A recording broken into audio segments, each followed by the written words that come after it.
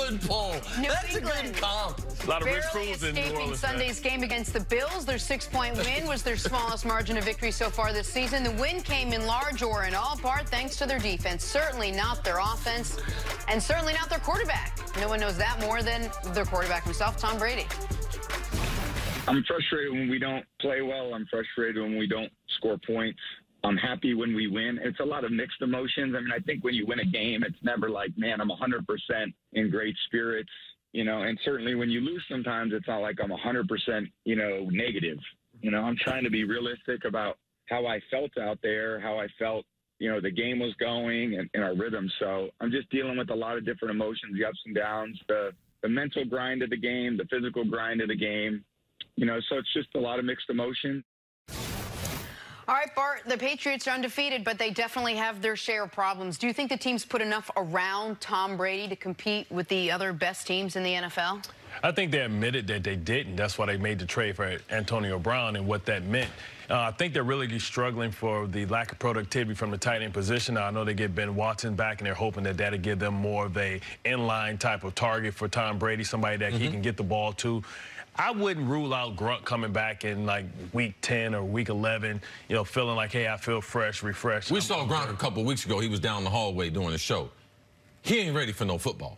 He's lost 30 pounds of size. Yeah. So it's nice in theory, and he might be able to run some routes, but let me tell you, something's going to happen the first time he get hit real hard. Well, they're definitely missing that inline blocker. They don't have any Devlin, so it's really not setting up how the Patriots were constructed to win. They're trying to recreate their identity. Last year, they were more of a ground and pound possession team. Now they're built defensively. The new addition or the re-addition of Jamie Collins has really paid dividends. We know Hightower's a guy that's in and out of the lineup, even though how great he is, he's always injured. But they have specialist players at all sides of the ball. So I think right now they're going to try and win it with the defense. They thought they were going to be more of a 3-wide team, be able to spread you out, you know, try and, you know, get power running with a spread formation. But now they really can't do that because they don't have Antonio Brown. And for some reason, the connection between Josh Gordon and Tom Brady has never really been where we thought it would be. We thought we were going to see Flash Gordon from Cleveland. He hasn't been that player. You see that he had, what, 7 targets, only 3 receptions.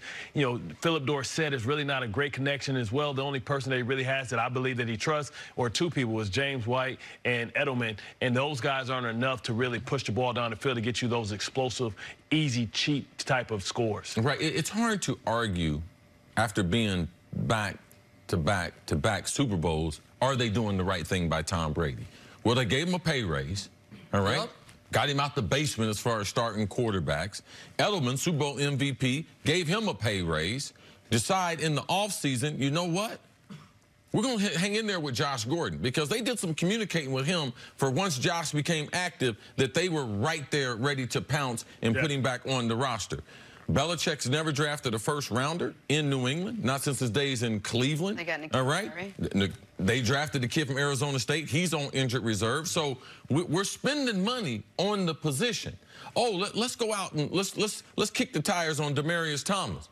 Oh, man, he's come back from an Achilles. Looks good last preseason game. Then AB comes available. Yeah. They trade Demaryius Thomas. Then once AB gets cut, oh, Demaryius Thomas, they trade him with the chicken pox to the Jets. All right? They said, keep the mono down there and the chicken pox and stuff. You can come on back, but they can't get him back. So, yes, they know that they're not great at the position, but their greatest concern is the offensive line. I can't even get to the wideouts unless I can block them up front. 4th left tackle in the last 3 years. Their best offensive lineman, I thought, was Andrews, their center, with him being out the lineup, and Tom Brady being 42. Like, we thought that Father Time was coming at 40. Well, we jumped it a little bit. But at 42, he is knocking on the door, and in Buffalo, he was right on the edge of the stadium, ready to take and overcome Tom Brady. So for me, Tom Brady, how can we keep him healthy? All right? We know the wide receiving core is not dynamic, but I think that Belichick and all his crew there, they realize what's in Kansas City. And that's we know Patty Mahomes is special, and all the speed that they're going to throw at our defense, we still might have a hard time keeping them under 28 or 30 points. That's why they went out and signed AB. With him not being there right now, they have a problem at wide receiver. I think there's another question we could ask to turn it on its head a bit.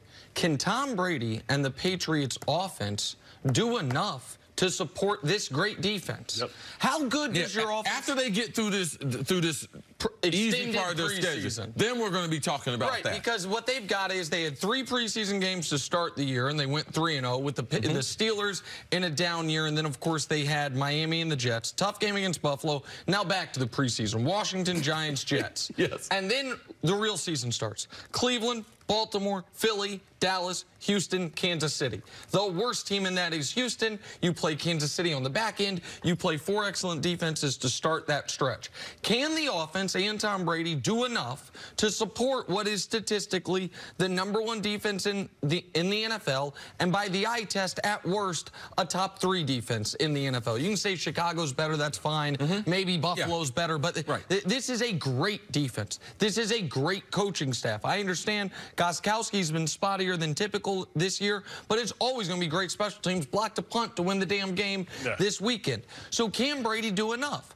Because right now, they are totally understandably, but they are protecting him. Everything is quick and out of his hands. There are 5 quarterbacks in football throwing the ball in 2.4 seconds or less this year. One of these things is not like the other. Andy Dalton, Derek Carr, Trubisky, Flacco, and the fastest of them all, Tom Brady. That is because they know he is not going to take hits, and he shouldn't. Tom Brady's the only player in the league that realistically every year has to plan not for 16 games, but for 20 games. He's got to plan for, well, I guess 19 games because he's going to skip the first round of the playoffs because they always have bye week. But he's got to be peaking not in December, but in January and February. So I get it, but it is going to hurt their offense in the regular season. It's not just the lack of receivers. It's that Brady is not standing in there, hanging in the pocket, shaking off a rusher, keeping his eyes downfield. It is, are you open? You're not. Throwaway.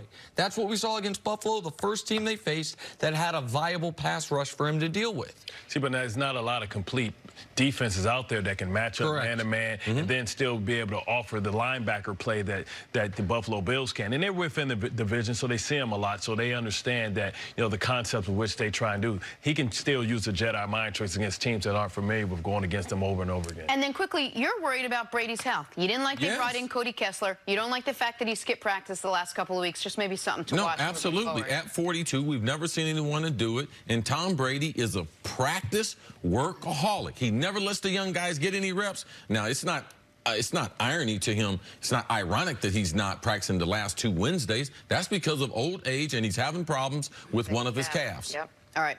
Bart, thanks so much for joining us today. Can I get a Ram truck? Take a break. Coming up. Sure. We'll get you Who's the best team in the NFC? That's next on First Things First. Little toy one out here for you. Little Tonka one? Little toy. We'll get.